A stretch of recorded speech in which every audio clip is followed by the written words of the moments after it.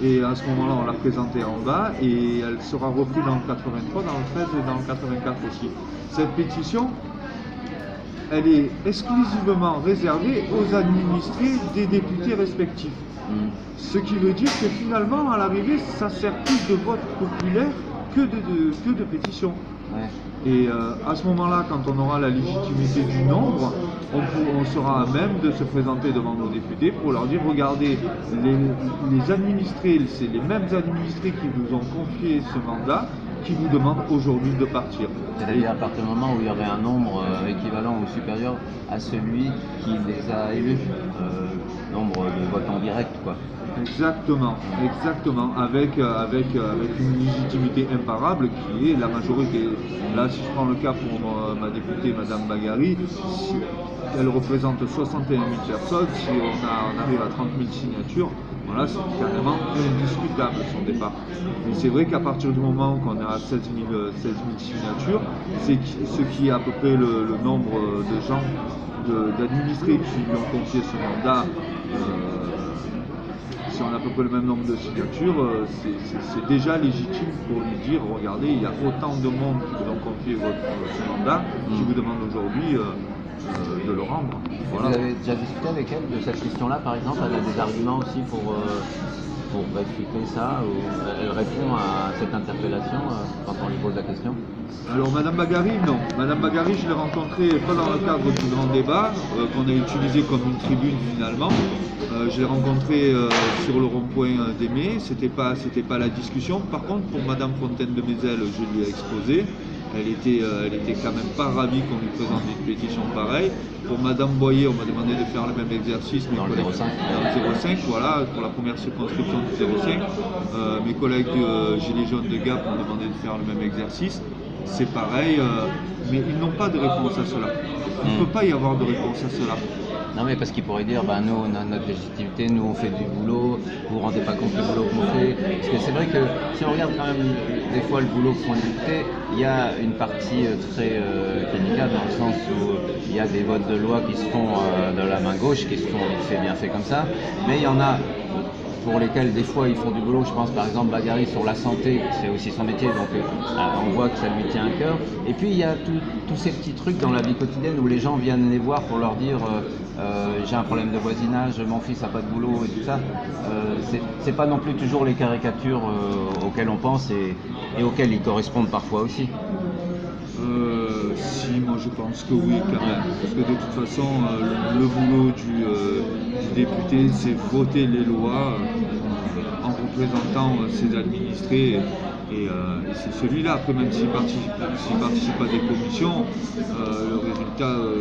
le résultat des commissions, ben, je ne sais pas si réellement ça joue sur le bienfait de ces administrés. Ça c'est encore pas sûr parce que quand on représente 61 000 personnes, on est obligatoirement soumis à la corruption, au clientélisme, au copinage. On n'est pas un citoyen comme les autres. Oui, on ne peut pas, une personne, représenter tant de gens. Exactement, on ne peut pas représenter autant de gens en restant fermé à tout ça. Il y en a, c'est pas une généralité, mais cette position-là, elle ouvre la porte à tous les vices. En ce sens, c'est vrai que le RIC aurait été un correcteur assez utile, mais qui visiblement n'est pas accepté par les députés en place, du moins par la majorité des députés en place. Évidemment.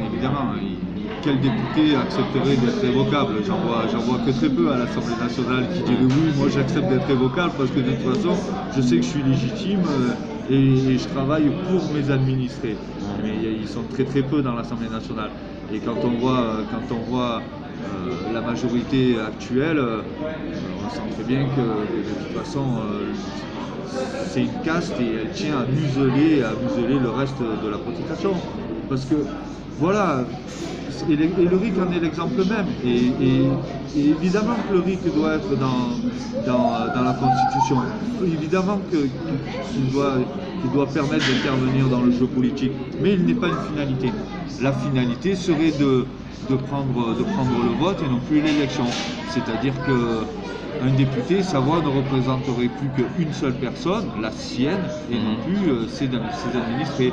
Quand on demanderait de se prononcer sur une loi, ça serait tous les citoyens qui se prononceraient sur cette loi. Et ça, c'est faisable. Ça, c'est faisable. Aujourd'hui, on a l'outil Internet, on a nos téléphones portables, on consulte tout et on paye tout avec le téléphone portable, que ce soit les prestations sociales, que ce soit les impôts. Donc tout se fait avec la ligne Internet, mais par contre, pour prendre des décisions qui sont quand même importantes, parce que le vivre ensemble, c'est quand même quelque chose de très important. C'est pas quelque chose qu'on doit déléguer à quelqu'un d'autre.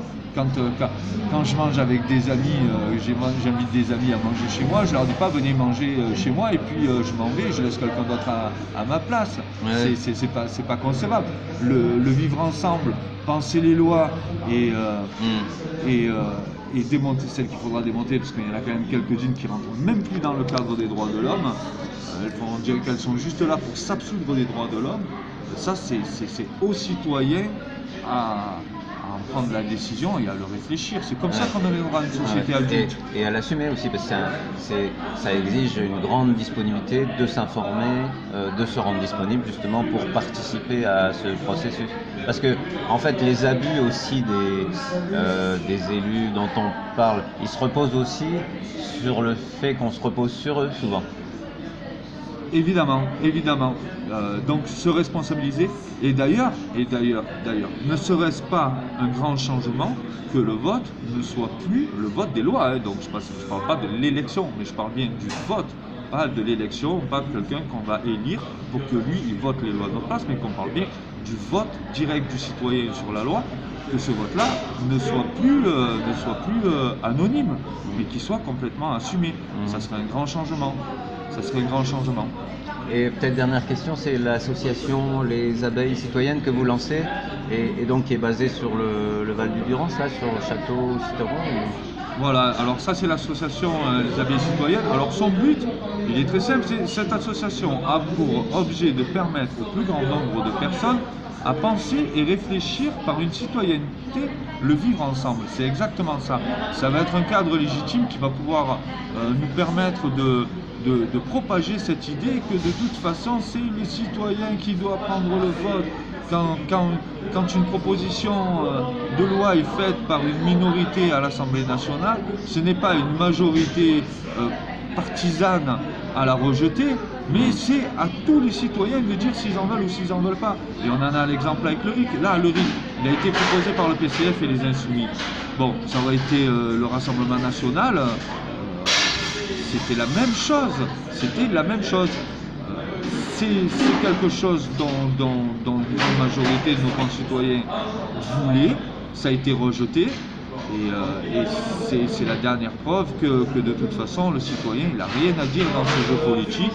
En plus, depuis le passage du septennat au quinquennat pour le législatif, il n'y a plus de moment de cohabitation.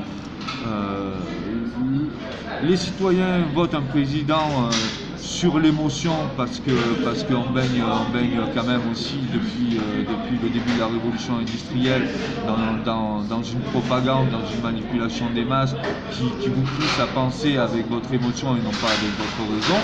Et cette association doit permettre aussi d'éclairer les gens sur ces situations-là et s'éduquer les uns les autres pour qu'on arrive à penser notre avenir ensemble et surtout qu'on fasse les bons choix, parce que le peuple français c'est un peuple sage. Si ce n'était pas un peuple sage, au bout de 4 mois de protestation, la France serait à feu et à sang.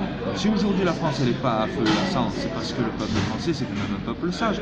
Même s'il y a des médias mainstream qui mettent en exergue chaque fois les plus extrêmes d'entre nous pour essayer d'en faire des généralités, ce n'est pas le cas. Et la majeure partie des citoyens français sont sages et doivent penser ensemble, réfléchir ensemble des lois qu'on a besoin, et non plus le confier à quelqu'un d'autre. C'est une absurdité.